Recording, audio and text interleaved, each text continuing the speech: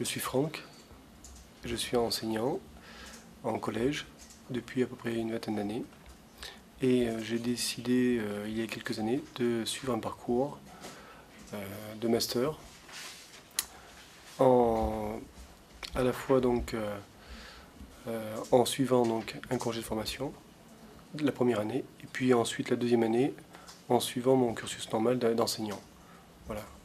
Donc je vais essayer de présenter un peu les plus et les moins de ce parcours, quelles ont été mes motivations et quelles ont été aussi l'origine un peu de tout ce que j'ai pu faire tout au long de ce début de carrière. Alors j'ai commencé d'abord par passer un bac. À l'époque ça s'appelait un bac F3, un bac électrotechnique qui devait me destiner à une carrière plutôt d'ingénieur. Et puis en suivant déjà des cours à la fac et en donnant des cours particuliers d'enseignants, ben je me suis dit après tout, c'est peut-être pas plus mal d'être professeur parce que je sentais que pour moi, c'était toujours très intéressant de pouvoir transmettre quelque chose à l'autre. Donc transmettre des connaissances à quelqu'un qui n'y arrive pas trop à l'école, eh bien ça permet de se libérer et puis de voir qu'on est capable d'apporter quelque chose à l'autre, mais aussi l'autre qui reçoit de pouvoir grandir par rapport aux difficultés qu'il avait. Donc mon parcours, c'était ce bac F3. Ensuite, j'ai suivi une année de mise à niveau, comme c'était programmé à l'époque au niveau de la faculté pour tous les étudiants qui venaient en dehors d'un bac C ou D à l'époque. Donc une année de mise à niveau, et ensuite j'ai suivi le cursus normal, c'est-à-dire DUG, licence de physique, entrecoupé après d'une année et demie d'armée, puisque j'ai dit une année et demie parce que j'ai fait une école militaire, et ensuite j'ai réintégré en cours de route donc la maîtrise de physique, pour terminer par un DEA de physique que j'ai laissé plus ou moins tomber, malgré le fait que les professeurs de l'époque voulaient que je le valide. Et ensuite, comme j'étais dans le cursus de donner des cours et d'enseigner, j'ai commencé mon CAPES, mais j'ai surtout validé par rapport à une inspection pour pouvoir être plus libre, et puis surtout parce que j'avais pas vraiment le temps de tout faire, à la fois de bien enseigner et de passer des concours. Voilà. Alors qu'est-ce qui m'a motivé? Il y avait deux motivations à ce cursus de ces 2 années. D'abord la motivation de se dire, voilà, après une vingtaine d'années, essayer de trouver une bouffée d'oxygène, essayer d'avancer autrement. Et la deuxième motivation, ça a été surtout de pouvoir me dire comment reprendre des études, mais en les faisant différemment pour pouvoir retrouver une motivation et puis prendre du plaisir à apprendre. Parce que souvent dans les études, eh bien, on survole un certain nombre de connaissances, parce qu'on doit aller très vite. Encore plus peut-être maintenant parce que le nombre d'heures attribuées à chaque matière est vraiment faible. Et donc cette motivation, c'était de dire, voilà, je vais rentrer à fond dans les choses pour pouvoir mieux les comprendre et m'interroger davantage pour pouvoir prendre ce plaisir vraiment en compte.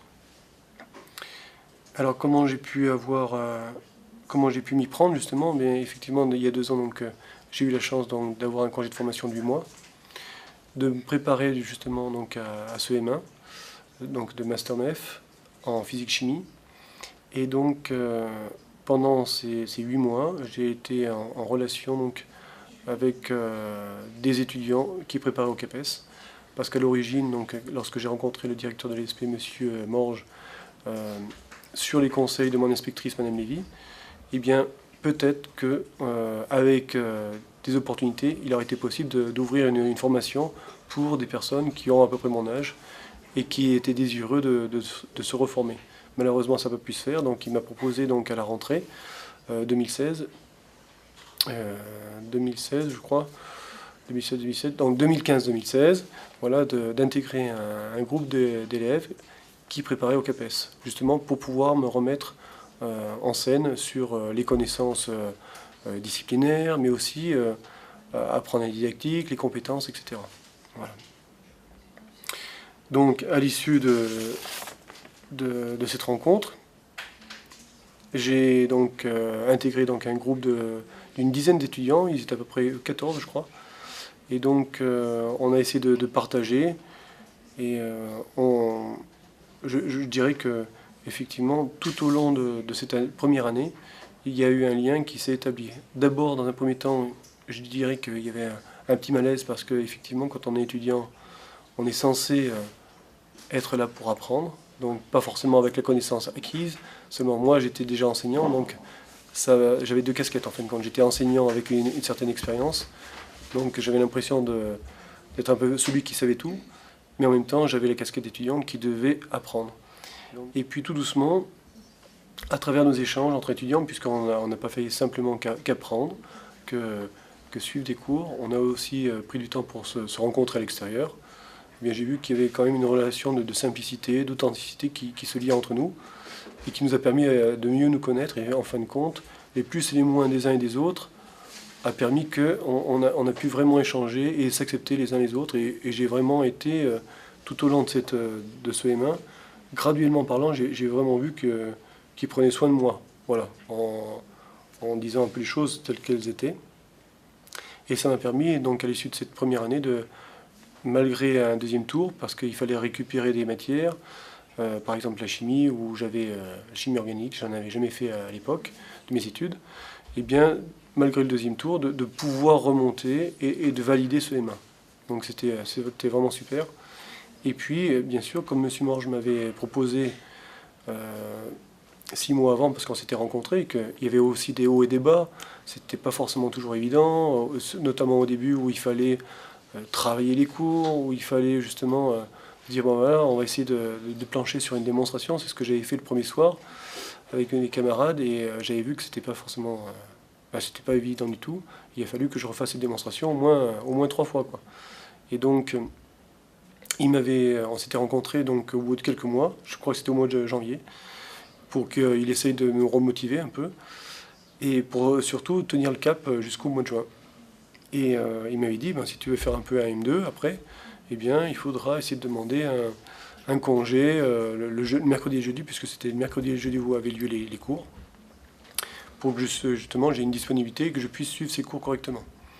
Donc à l'issue de cet entretien, j'ai continué mon cursus sans l'abandonner jusqu'au mois de juin, et donc ça a été la réussite à la fois vraiment d'un ensemble, d'une promo qui était super, parce que assez simple, dans les relations, dans l'authenticité des rapports, et puis aussi d'un soutien aussi au niveau des profs qui comprenaient aussi ma situation, parce que reprendre des études après 25 ans, c'était pas forcément une chose évidente et qui allait de soi. Voilà. Alors, ce que j'aurais pu dire d'autre, c'est que c'est vrai que à travers cette simplicité des étudiants, à travers leur générosité, eh bien, cette année a vraiment pu être... ces 2 années ont pu vraiment réussir. Et d'autant plus que la deuxième année, donc pour ce M2, eh bien, j'avais un temps complet. C'est-à-dire que j'avais à la fois mes 18h30 donc de cours, mais j'avais aussi la réforme du collège à travailler. Et j'avais, quand je rentrais chez moi, mettons à 7h30, j'avais les devoirs de master à réaliser.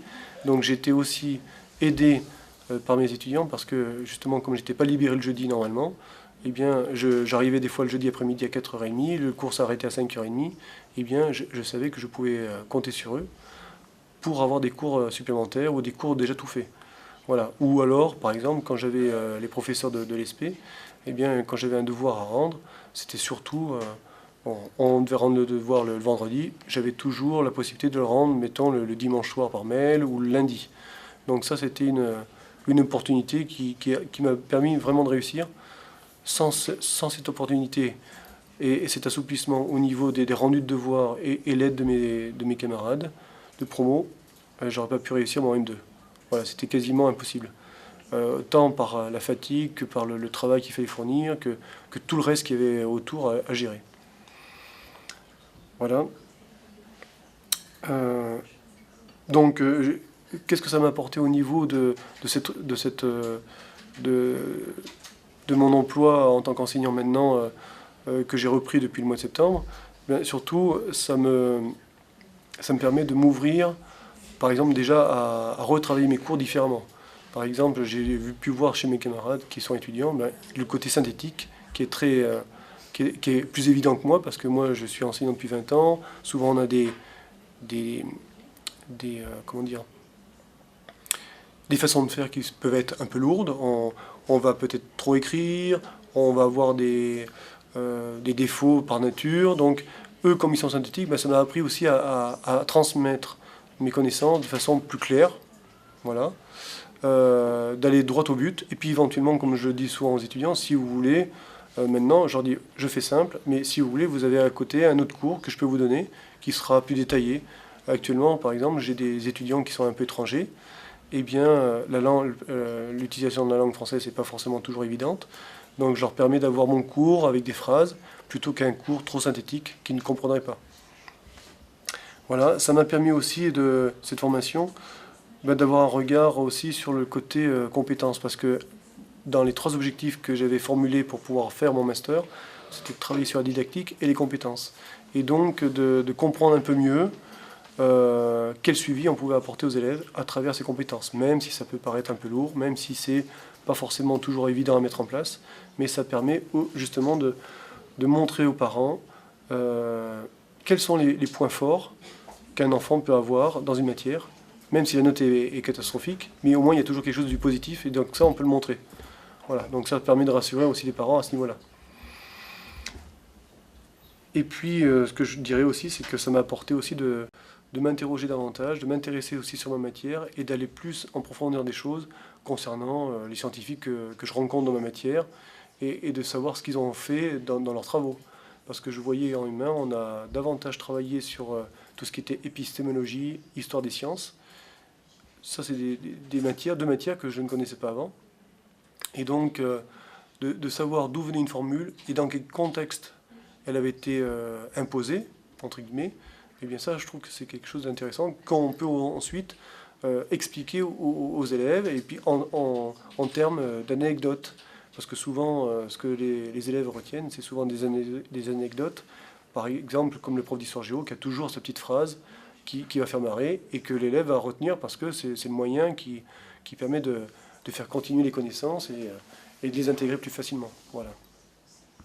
Donc c'est un peu un petit parcours un peu simplifié, succinct de ce que j'ai pu vivre pendant ces 2 années, le Master 1, Master 2.